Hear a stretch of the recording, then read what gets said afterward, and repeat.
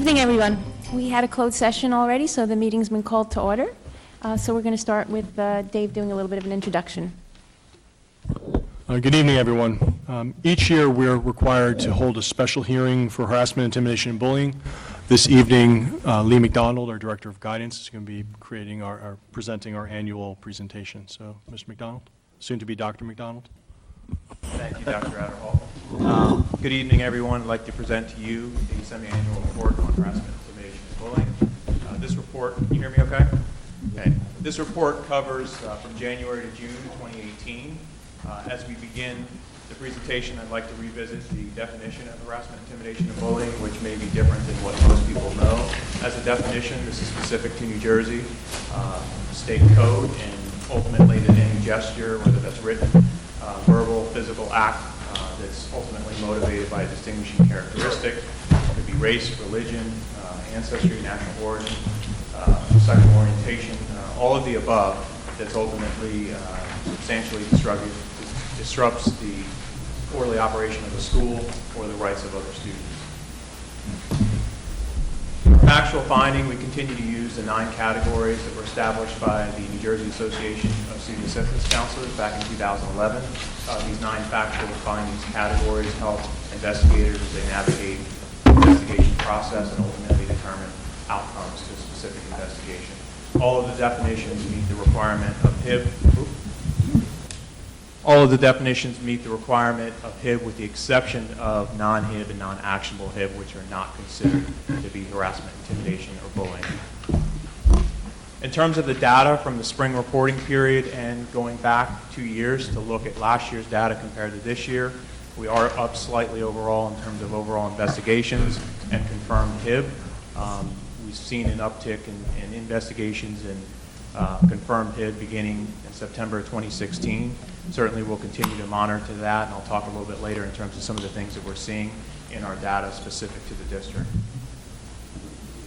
In terms of findings by category, ultimately the good news here in all of this, when you look at the different categories, is that our HIB, harassment, intimidation, bullying, in terms of hate speech, has gone down when compared to the reporting period from last spring and overall from last school year. That is a positive here, even though our investigations and confirmed HIB are up overall slightly. 67 investigations, 42 confirmed HIB in the spring reporting period from January to June 2018. In terms of grade level, HIB cases and investigations, we continue to see the highest number of investigations at the middle school level. Again, this data confirms what we see regionally, nationally, and other districts as well, which I'll talk about in a second. We begin to see a little bit of an uptick in 4 or 5 level, continuing into middle school level as well. Overall, we had 35 investigations there and 22 confirmed HIB, and then a slight downtick in investigations and confirmed HIB at the high school level.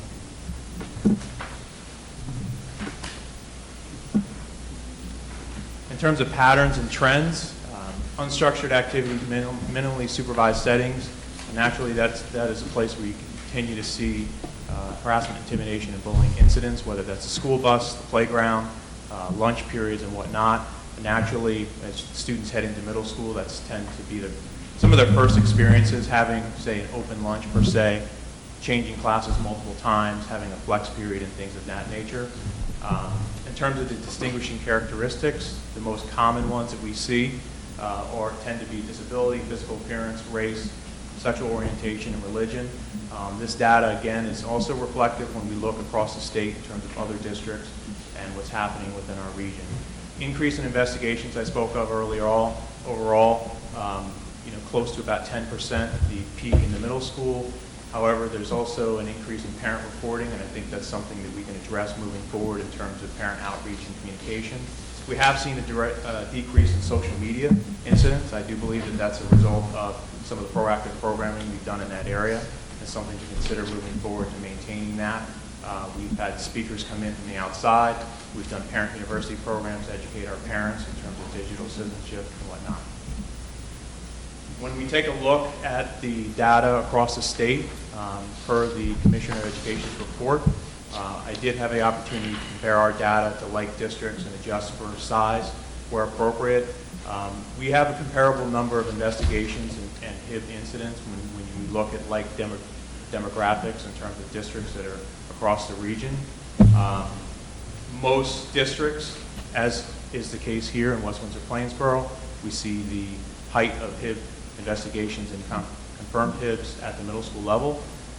Comparable distinguishing characteristics as well.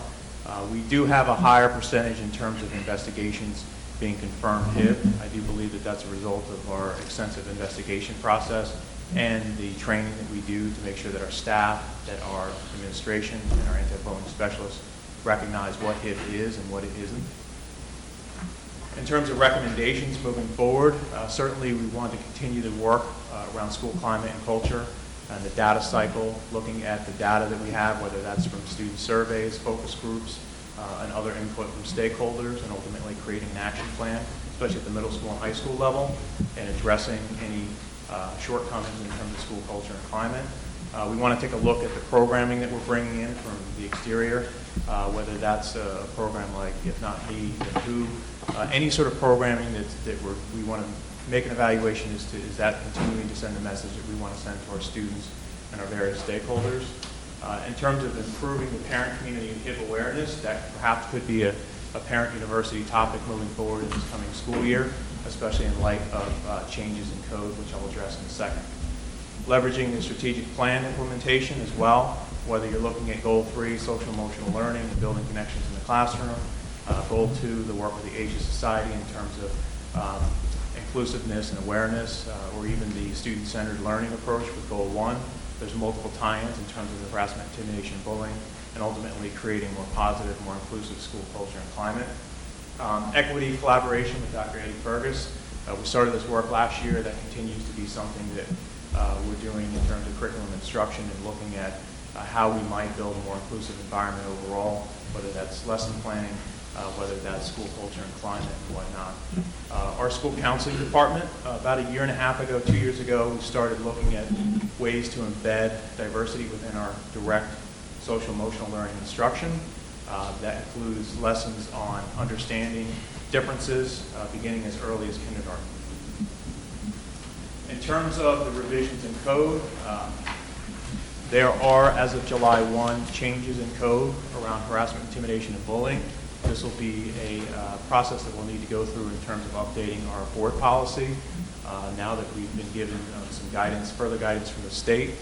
The couple things that changes in code to highlight: preliminary and principal determination. This will ultimately give principals a little bit more autonomy to determine whether or not a situation that's been reported falls under the HIB policy and procedures. That being said, there'll still be accountability measures built in within that determination. Real or perceived power balance.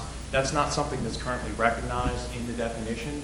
The definition won't change, but the code has actually recognized that that is a factor many times when it comes to harassment, intimidation, and bullying. So that's now recognized in the code.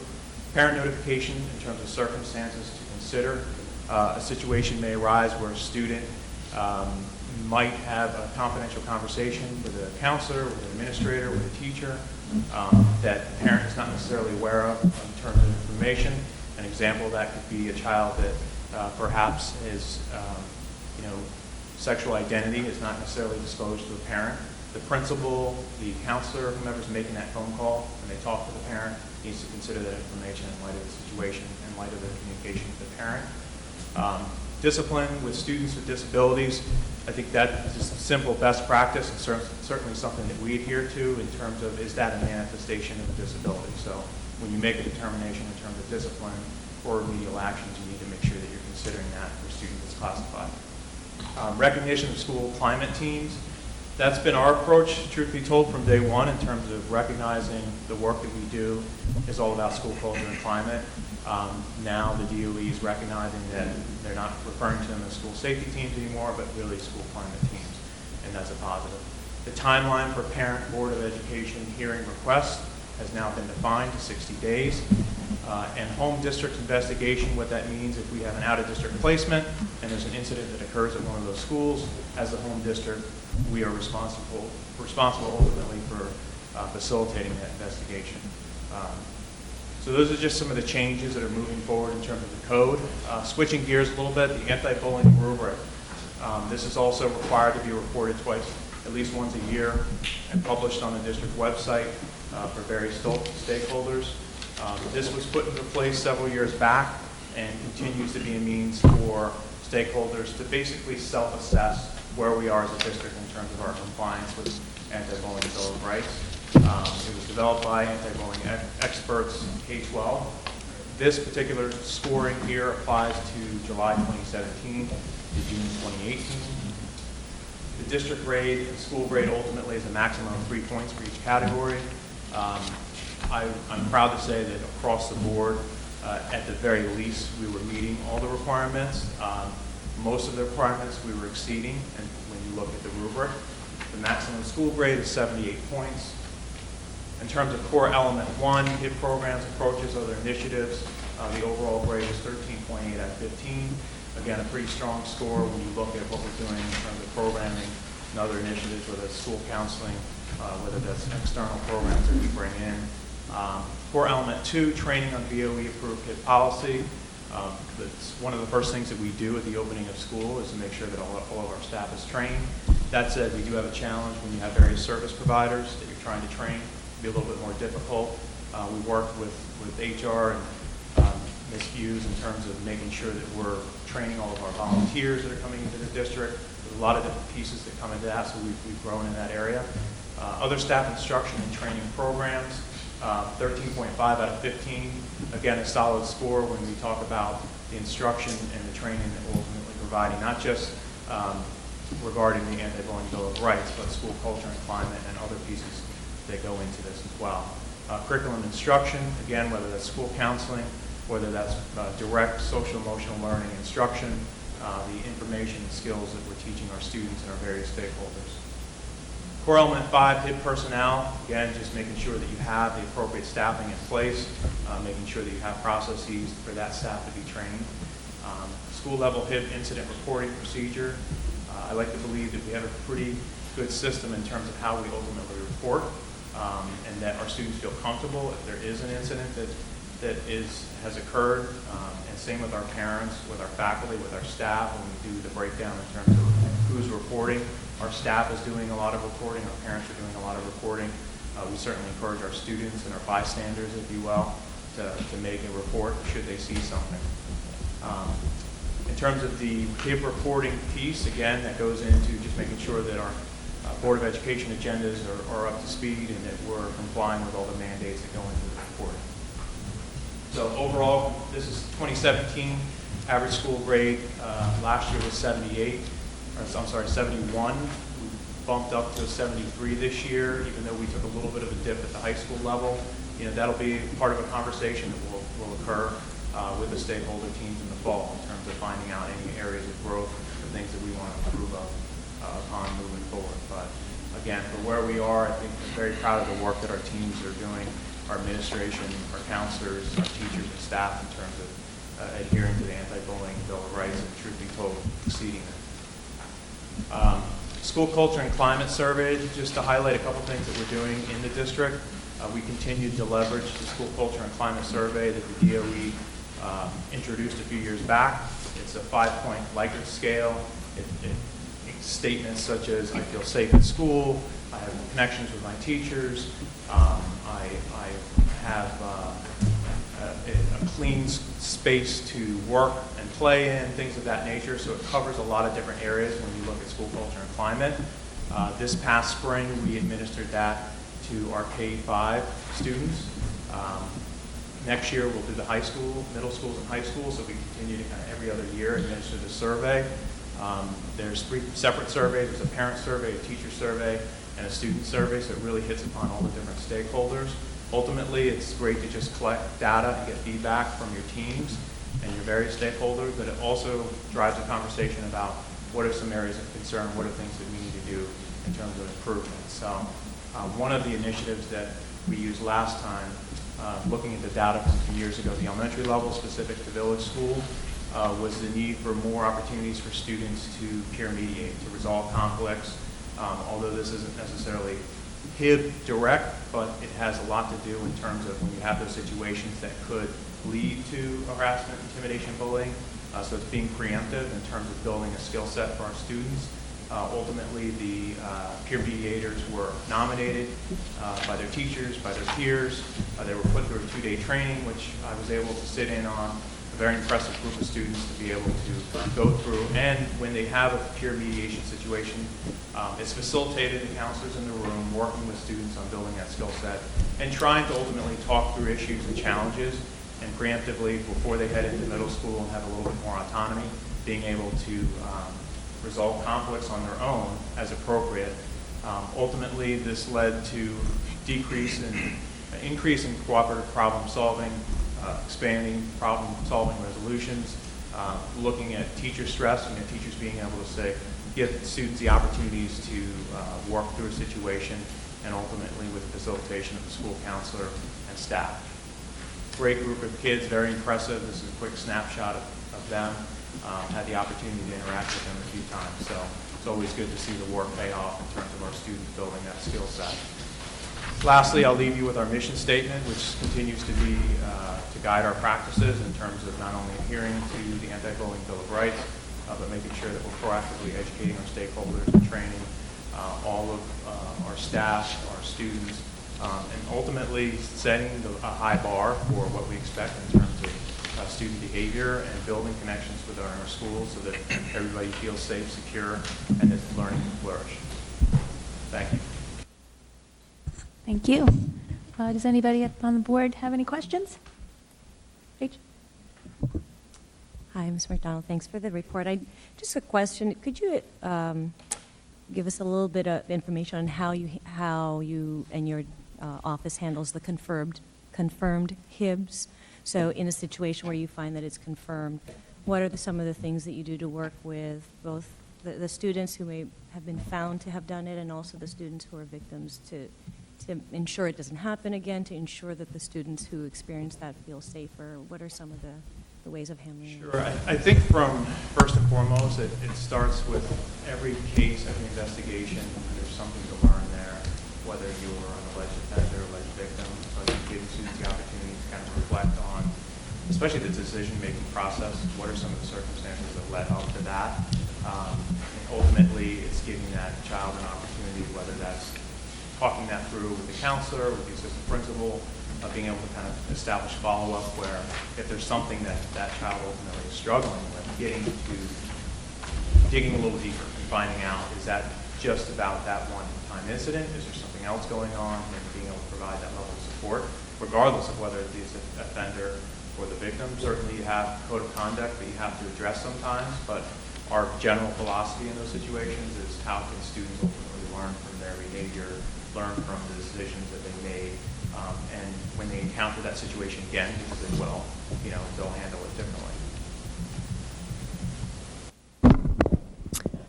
Hi, I have a question about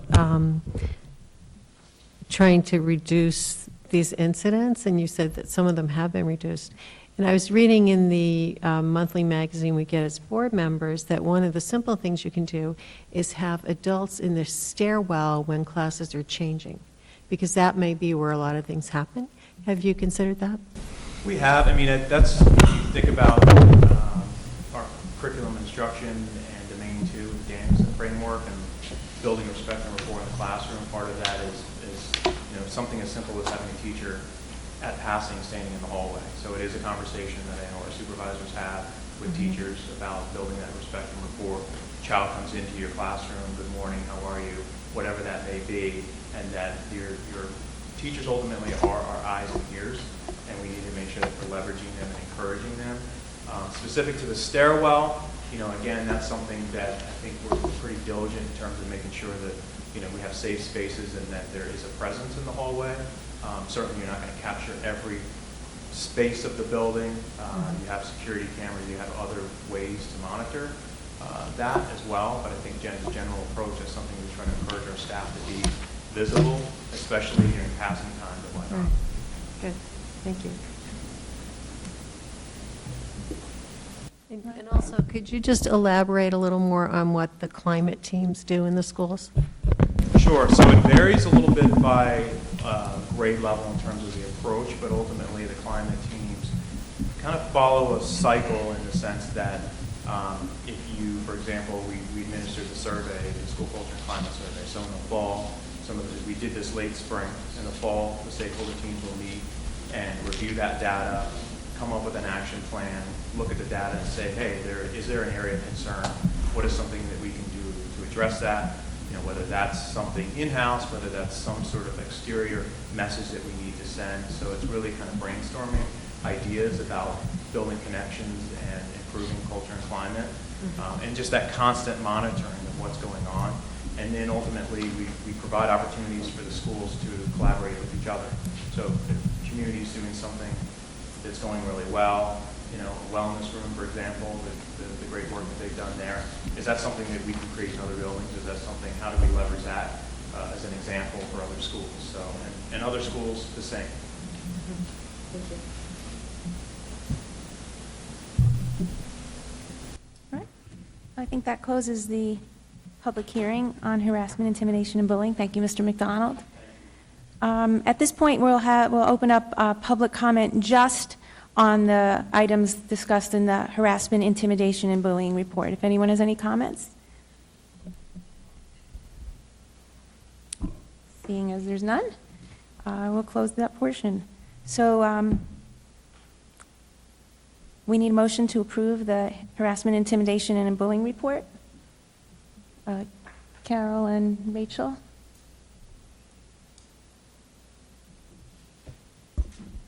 Okay, we'll start with Ms. Hurst. Yes.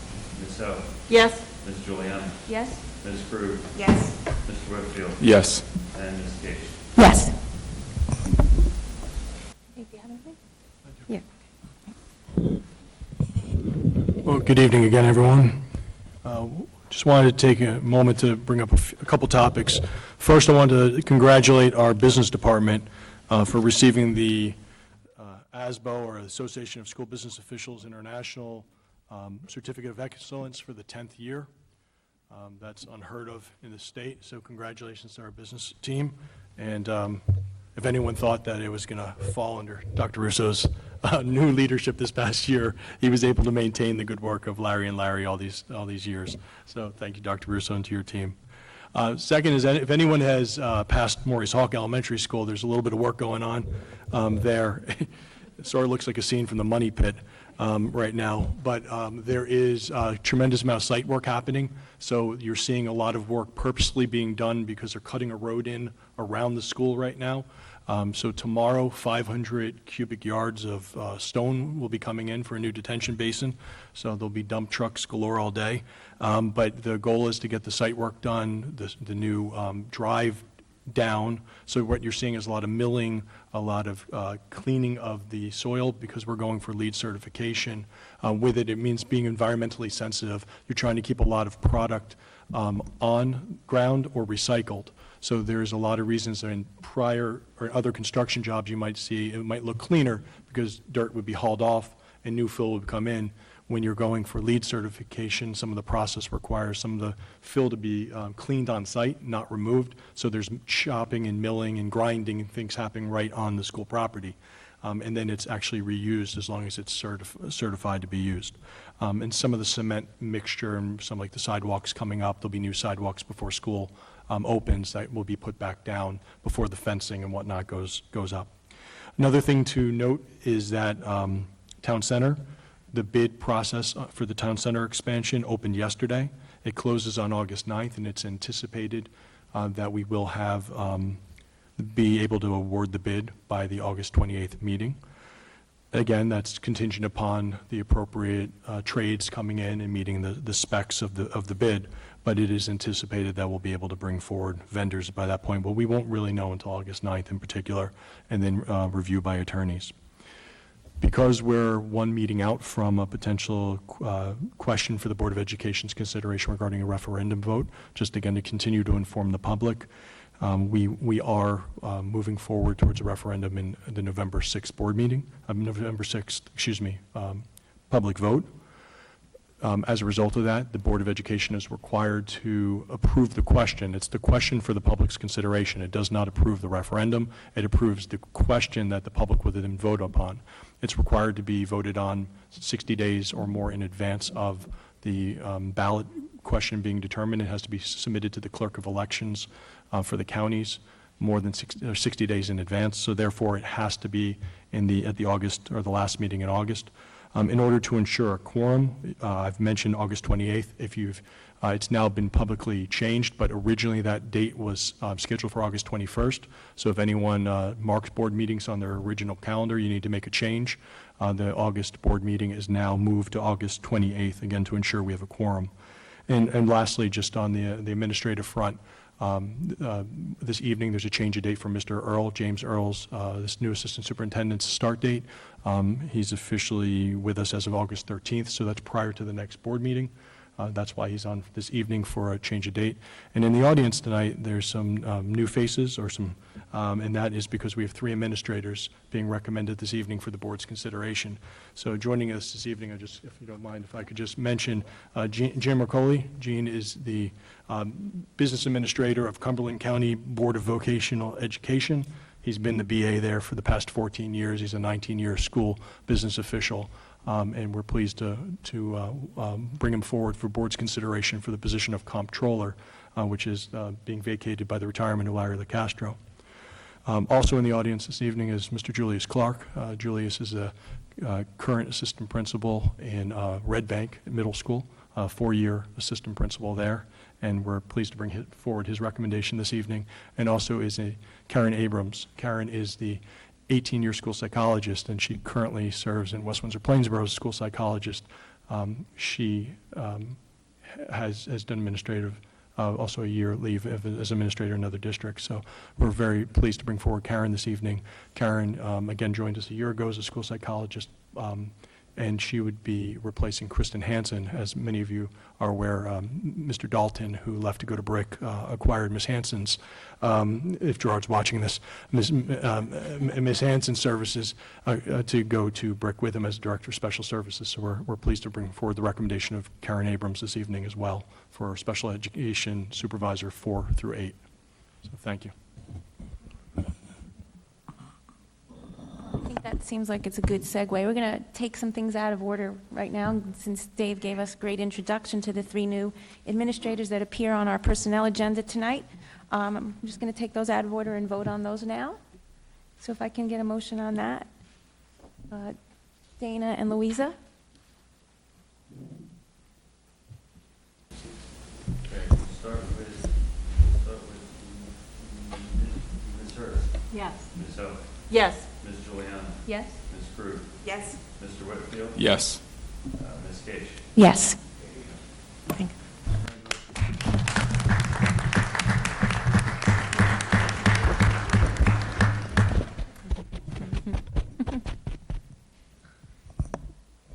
That brings us to the first opportunity for public comment. The board invites thoughts and reactions on agenda items and items of concern from members of the community who are present. Each participant is asked to give his or her name and address prior to making a statement, which will be limited to 3 minutes. All statements shall be directed to the presiding officer, and the public comment period shall be limited to 60 minutes. Anyone?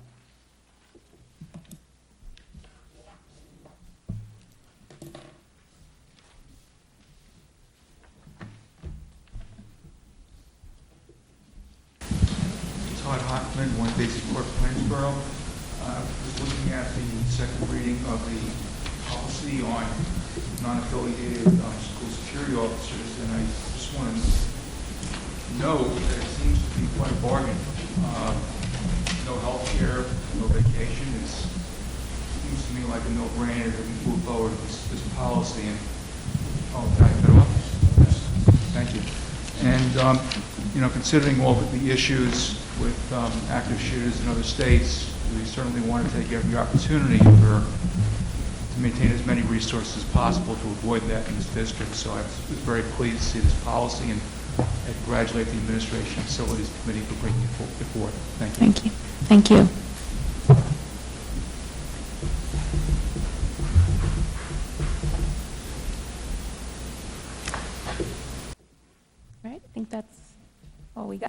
close that part of our meeting, and we now move on to committee reports. We're going to start with Administration and Facilities. Welcome, everyone. The Administration and Facilities Committee met last week, Tuesday, July 17th. The committee reviewed the property line within Lot 3, Block 1901 of the Plainsboro Township Tax Map regarding the community middle school property line. A resident of Coral Lane brought forward a request for the school district to fix the access road located on Lot 4 of the tax map. Upon review of Van Cleef Engineering, it has been determined that a right-of-way was granted to Lot 4 for ingress and egress. Furthermore, the deed makes no mention of maintenance responsibilities to the driveway currently located within the easement. As such, it has been determined that the responsibilities for maintenance of the driveway would be the responsibility of the owner of Lot 4. The committee reviewed the proposed 2018-2019 district goals. It was noted that one addition was made to goal number 4, identifying the work management of the steps in the ESIP procurement process that will produce an energy savings improvement process proposal. Efforts continue to update the policy manual.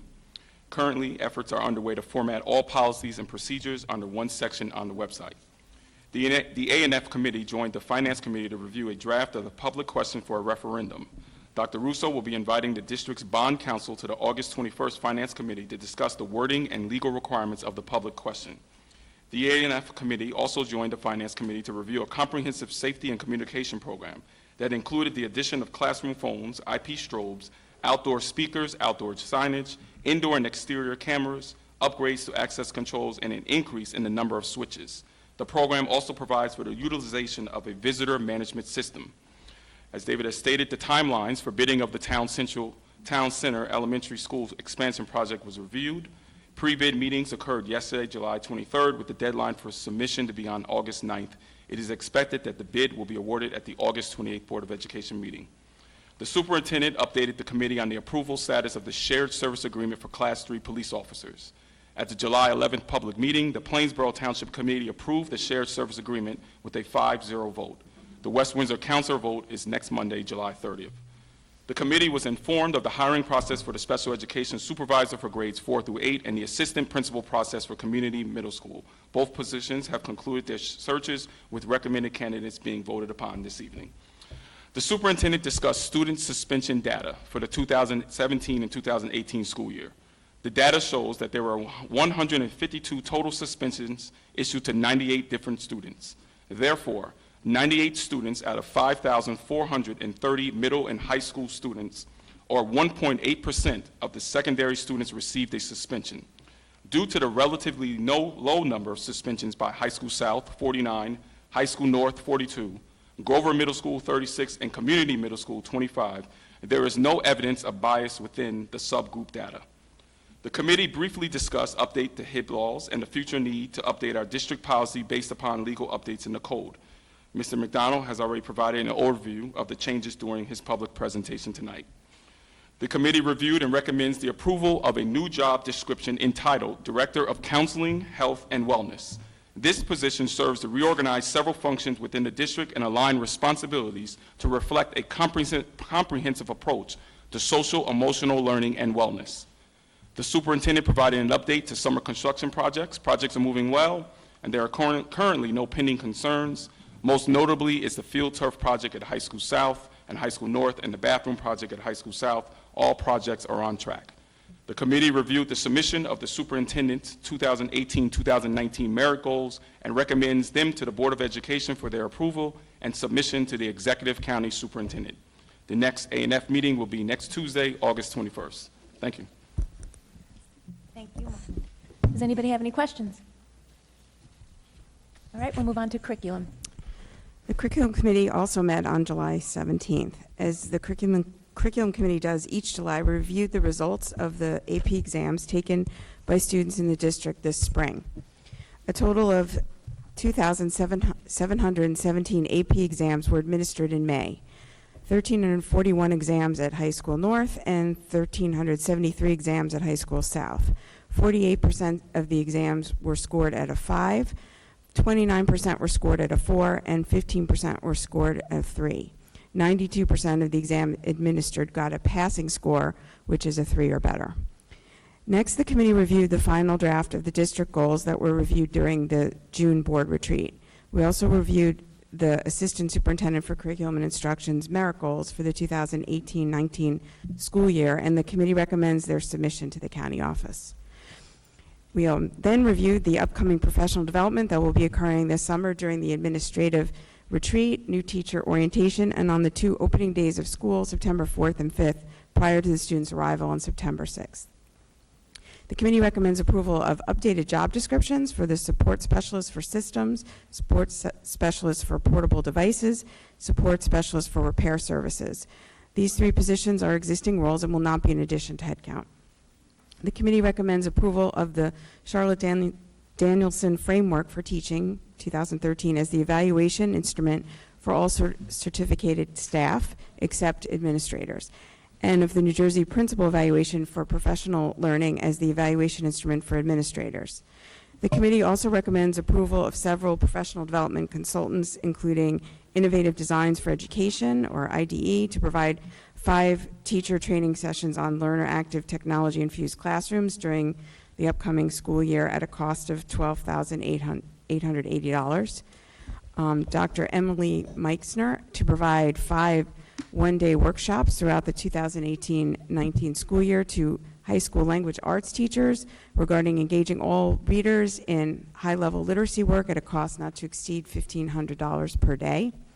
Dr. Miriam Met to provide 2 one-day workshops during the upcoming school year for dual language immersion teachers and aides regarding content instruction in second languages at a cost not to exceed $2,000 per day, plus travel expenses. The Asia Society Center for Global Education to provide training sessions and instructional resources on global competence, which is part of the strategic plan, during the upcoming school year at a cost not to exceed $33,200. The committee recommends approval of a consultant, Marty Chen, to provide services in relation to and funded by the 2018-19 Star Talk Grant Chinese Summer Program. We discussed and recommended the approval for the purchase of an additional 25 Swivel Pro Team member licenses for the alternative evaluation process from July 1st, 2018 through June 30th, 2019 at a total cost of $1,250, and to recommend entering into agreement with Northwest Evaluation Association to supply a web-based measures of academic progress, or MAP, reading fluency assessment for students. The cost of materials through June 2019 is approximately $7,775. The committee recommends submission of the entitlement grant of $579,405 for the Elementary and Secondary Education Act grant from the state of New Jersey for the fiscal year 2019. We also recommend approval of the listing of the Community Education Fall 2018 Adult, Youth, and After-School Enrichment Programs. And as part of the ongoing Media Center collection management, the committee recommends approval of the disposal of obsolete items in accordance with Regulation 7300.1 of 1,680 books from the Village Elementary School Media Center and 325 books from the Wyckoff Elementary School Media Center.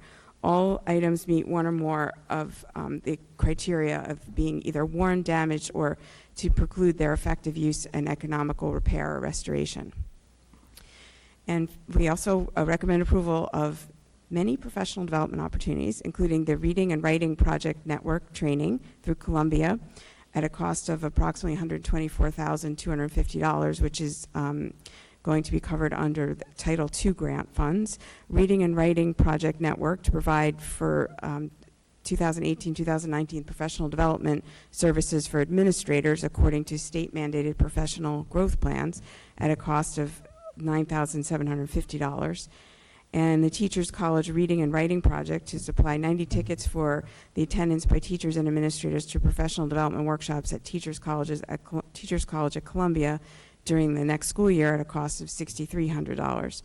Travel for staff members to attend the Teachers College Reading and Writing Project professional development workshops at the Teachers College during the upcoming school year at a cost of $50 per trip. The Foundation for Education Administration to provide mentoring management services for new administrators in the district at a cost of $800 each. And the district membership in teachers as scholars at Princeton University for this coming school year at a cost of $2,400.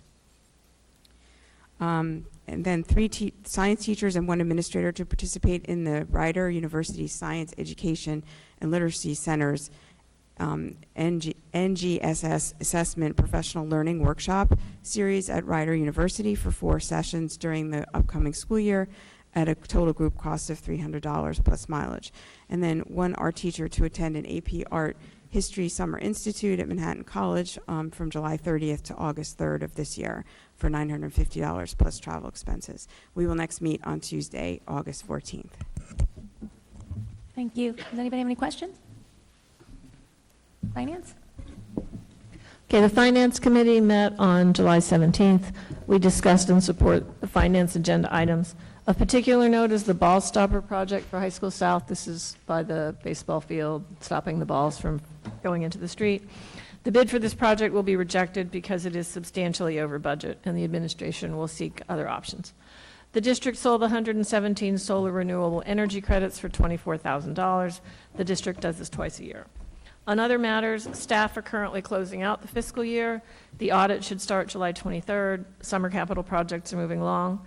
Our committee, along with members of the Administration and Facility Committee, discussed the specific wording of the referendum bond question. We will discuss it further with bond counsel. There was a lively discussion about the specific wording. The administration presented information about a proposal to invest in additional cameras, classroom phones, door access equipment, indoor strobe signage, and paging to improve communications and security within the schools, and the committee was generally in support of that initiative.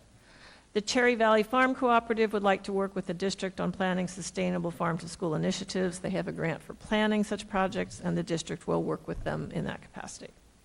The committee reviewed the June 2018 Sodexo report and expressed our displeasure with the approach taken in the report. As David mentioned, the district has won the Certificate of Excellence in Financial Reporting for the 10th straight year from the Association of School Business Officials, and congratulations to the finance staff, most especially Larry Locastro. Any questions? Comment? All right, so we will move forward with the voting portion of our meeting. We'll start with administration items 1 to 10. Martin and Rachel.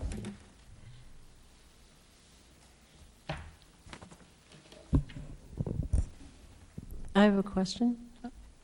On the nursing plan, I have not seen this. How can I see this?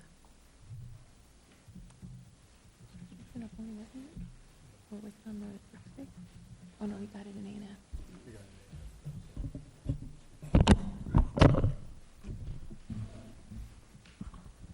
A&F. I believe that was on the June A&F committee, but I can't speak 100% to that, Ms. Hertz. That was not reviewed at the July board A&F meeting. It is an annual submission regarding services. It's put together by our nurses across the district and then surmised by our nursing coordinator, and then submitted. It meets all the contractual and state requirements for reporting on nursing visits, types of treatments, efforts. It's a general once-over of the type of services being reported into the nursing office.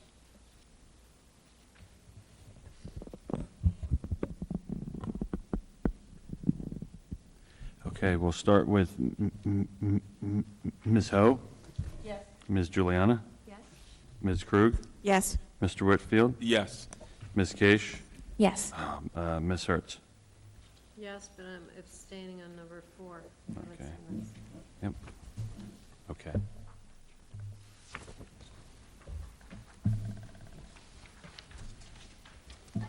All right, well, we have curriculum items numbers 1 through 9. Dana and Carol.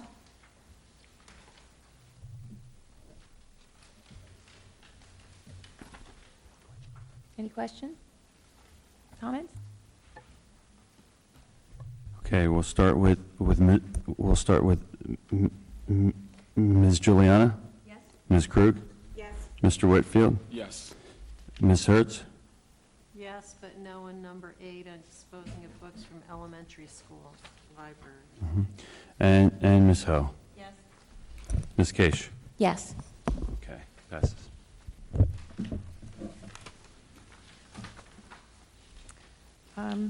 We have finance items 1 to 18, plus the blue addendum.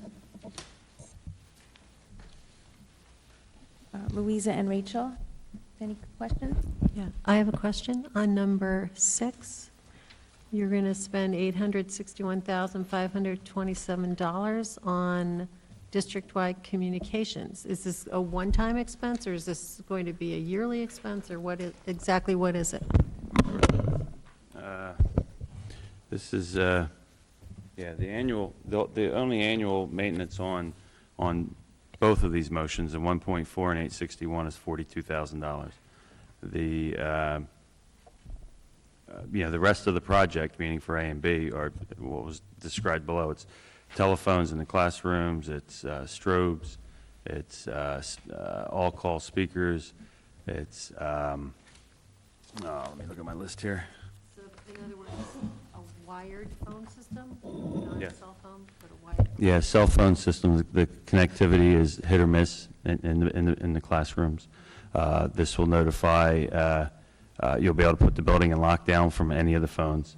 You'll be able to report in the case of an incident, a text can go out to the phone itself where you can hit a button, send a signal back saying someone's hurt in your room or they're not, or all is well, all is not well. The other issues, strobes, outdoor speakers, marquee sign, and cameras, and additional switches, and access control on all the doors. So if the building's put in lockdown, the doors will lock. Everyone will be locked out of the system except, those few given permissions, i.e. the police. Can I ask about the door locks? When you lock the door, am I still going to be able to exit that locked door? Because when I was at the event that Community Ed did at North, we were sending parents to go out a door, and the door was locked. They could not get out that door. So if you have an emergency, people need to exit the building. If it's locked so no one can get in, you still need to be able to exit the door. My working assumption, those were the fire doors. So with large events, there are doors that are allowed to be closed because there's egress within proximity. But if the fire alarms were to go off, those doors open automatically because they're tied to the alarm system themselves. So with these access control doors that Dr. Russo referenced we have swipe technology for many of our doors. Those door swipes went in over 10 years ago.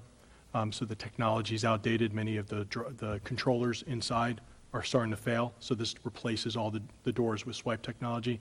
And it does increase the doors that currently have swipe technology. And it does add a couple more doors on. There are schools such as North that have over 90 exterior doors.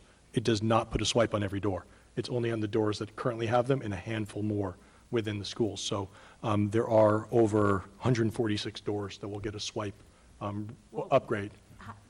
Does the swipe make it so the door can be exited? Yes, so if any door from the outside that you have to swipe in, like the front entrance to any of the schools, can all be exited out with a push bar or a turn handle.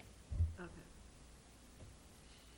Because the parents at North could not exit that door, and I'm just confused about why that happened.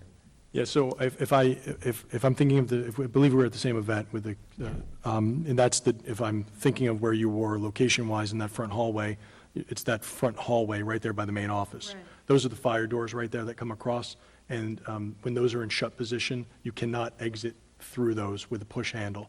They do open to a fire alarm, but it's done specifically, it was built that way for hallway management or blocking the school off when large events come into the school to protect the classrooms from vandalism on weekend events or misuse in the hallways or just even management. So when the play's going on, for instance, not that we're expecting vandalism breaking out across our schools, but it also contains the area in which there's actually also a drop gate that comes down by the pool area. Right. So it contains the crowd to a specific area, but you'll note that there are more than one exit because there's multiple hallways going out by the music hallway, by the technology hallway, then again by the pool area. So there's 3 exits So if there's an emergency, you can remotely switch those doors so you can exit them.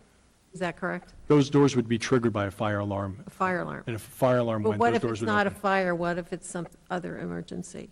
Unfortunately, if it was gunfire, then gunfire would trigger a smoke alarm as well. It does? Okay. That's my concern, is that you might have people trying to leave a building and they can't leave. So think about that. Thank you.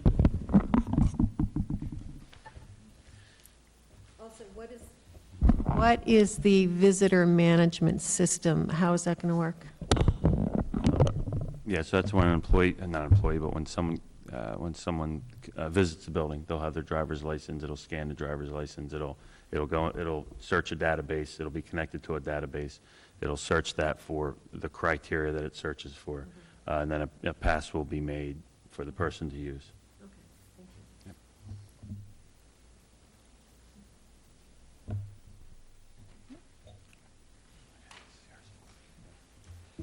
Okay, we'll start with Ms. Krug. Yes. Mr. Whitfield. Yes. Ms. Hertz. Ms. Ho. Yes. Ms. Juliana. Yes. And Ms. Case. Yes. Okay.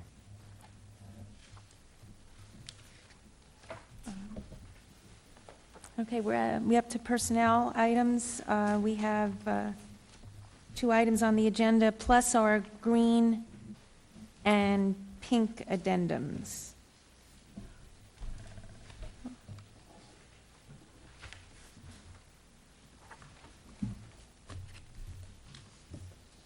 Can we get a motion on that? Dana and Martin? I have a question. The job description for Director of Counseling, Health, and Wellness, that is a new position, is that right? That's correct. That's a position that currently doesn't exist. It's an alignment of services that fall under a couple different areas. It is anticipated to be a budget-neutral position, we will be posting that as an internal only, and it'll be the reorganization of an internal administrative position. Oh, okay.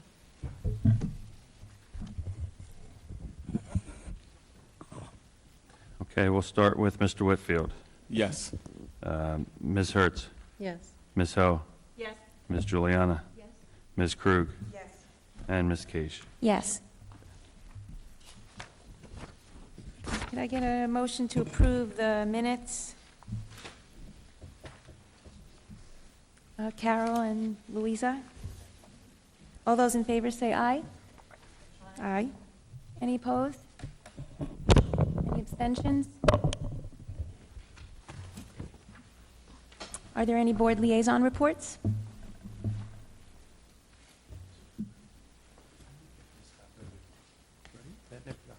It was the pink. The pink. Thank you. Is there any new business? It's now time for our second opportunity for public comments. 15 minutes will be provided. Each participant is asked to give his or her name and limited to 3 minutes.